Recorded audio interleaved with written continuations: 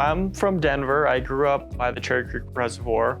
As a child, I always loved to be outdoors. So whenever I got an opportunity to play outside, that was my favorite thing, whether it was just to run outside.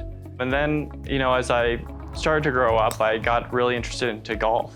And that became both a hobby and something that I went on to play competitively while I was still in Colorado. I also love to snowboard in the winter here in Colorado, which is one of the reasons I'm excited to be back home.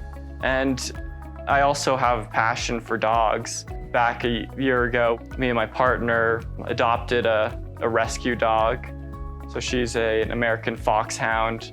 I've even taken her kayaking, which I don't think she enjoys, but she puts up with. Occasionally she'll jump out of the kayak and I have to jump out after her. I also love being on the water, being on lakes. I like paddle boarding and kayaking. After high school, I wanted to get a different perspective, so I moved to Boston, where I was at Boston University, and I studied biomedical engineering as an undergrad. And we designed microvessels, so we were able to have synthetic microvessels, and at that time I didn't even really know about the field of vascular surgery, but when I became a medical student, I found out about vascular surgery, and it was very relevant to things that I studied in the past. What I love about vascular surgery is that there's a lot of technology and you have close connections with your patients. So as a biomedical engineer, I love the idea of being able to design new technologies and new procedures to help patients. And vascular surgery is very unique, where we get to follow our patients.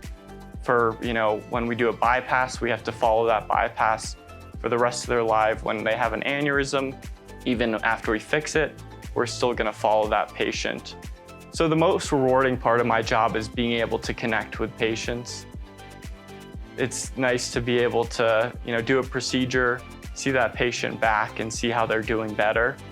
And for patients that have a difficult course, I want to be there for them, and I really appreciate getting to have that connection with them.